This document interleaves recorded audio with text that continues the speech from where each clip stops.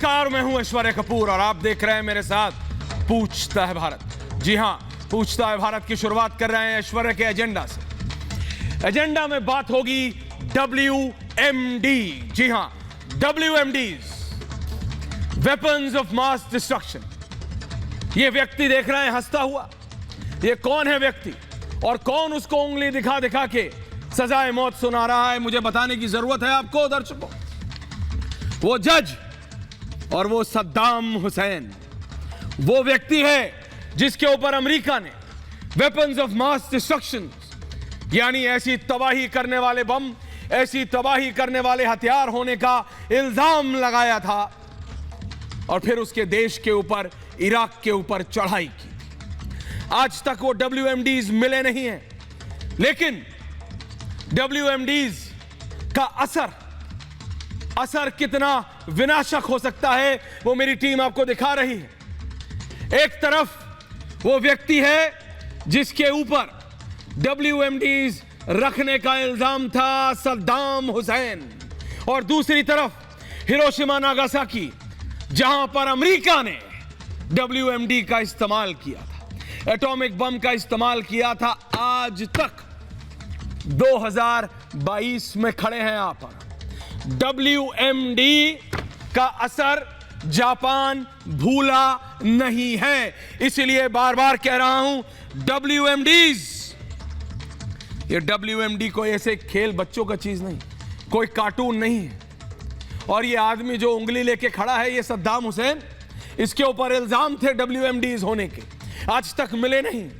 लेकिन जिन्होंने इल्जाम लगाया था, अमेरिकी सरकारें, वो ये भूल जाते हैं बार बार दुनिया को बताना कि वो ही एक लौता देश है दुनिया में, एक लौता देश जिसने WMD का इस्तेमाल किया था जापान के ऊपर, हिरोशिमा नागासाकी के ऊपर। ये वो ही हथियार हैं जिनकी बात पिछली बार हमने इराक में सुनी थी और इसका विनाश देखा था जापान में, जैसा मैंने आपको बताया।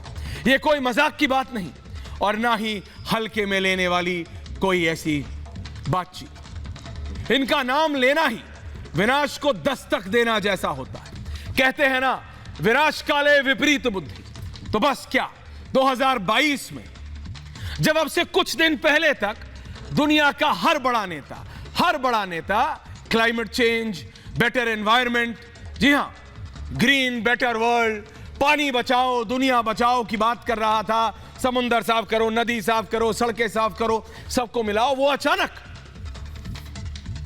ये झांकने लगे हैं सब नेता दुनिया के कि भाई उनकी जेब में कितने न्यूक्लियर बम हैं, कितने न्यूक्लियर बम उनकी जेब में हैं, कितनी तोप हैं, कितने टैंक हैं, कितने क्या हैं, वो कितना ज्यादा या कितने अच्छे तरीके से बर्बाद कर सकते हैं दूसरे को। ये कैसा समय है दर्शकों, मैं आपसे पूछता हूं, क्या इसकी कल्पना आपने की थी? मैंने तो नहीं की थी और ना कभी कर सकता। क्या आपने की? क्या लगता है आपको? आज बताइए हमको कू करके। देखिए, असलियत यह है कि दुनिया कम से कम 20 साल पीछे चली गई। हर एक नेता, अभी बड़ी बड़ी कॉन्फ्रेंसेस होंगी, वो एक संस्था है ना भाई, हमने भी वहां से रिपोर्टिंग की, संयुक्त राष्ट्र, यूनाइटेड नेशंस, न्यूयॉर्क में बहुत बड़ी बिल्डिंग है, बिल्डिंग के आगे 40 झंडे लगे हैं, जाके ऐसा लगता है भाई दुनिया तो यहीं से चलती है। हर बड़ा नेता, भारत के भी प्रधानमंत्री नरेंद्र मोदी ने UNGA कहते हैं उसे, यूनाइटेड नेशंस की जनरल असेंबली, उसको कई बार एड्रेस किया है। कहते हैं बहुत होता है, लेकिन है कहां? WMDs की बात तक दुनिया पहुंच गई है। रूस कह रहा है तीसरा विश्व युद्ध होगा तो न्यूक्लियर होगा। पूरी दुनिया ने अपना असला बढ़ाना शुरू कर दिया है, वेपन्स को इकट्ठा करना शुरू कर दिया है और यूनाइटेड नेशन चुप है।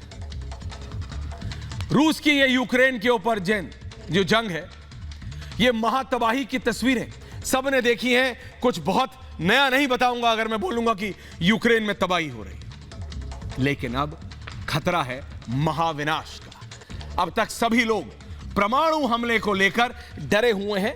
हम यहां हिंदुस्तान में बैठे हैं, आप मुझे बताइए, क्या आप, कितने आप में से लोगों ने नहीं सर्च करा न्यूक्लियर वॉर?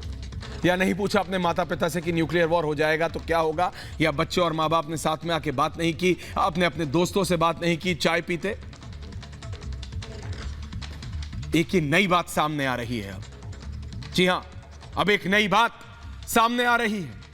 रासायनिक हथियारों के इस्तेमाल की, रासायनिक हथियार, ये रासायनिक हथियार क्या होते हैं? कोविड आया, कोविड की बीमारी आई। मुझे आपको ये जो 3 नेता हैं ये इसलिए क्योंकि कौन किसका इस्तेमाल कैसे कर रहा है ये आपको समझाने की जरूरत है।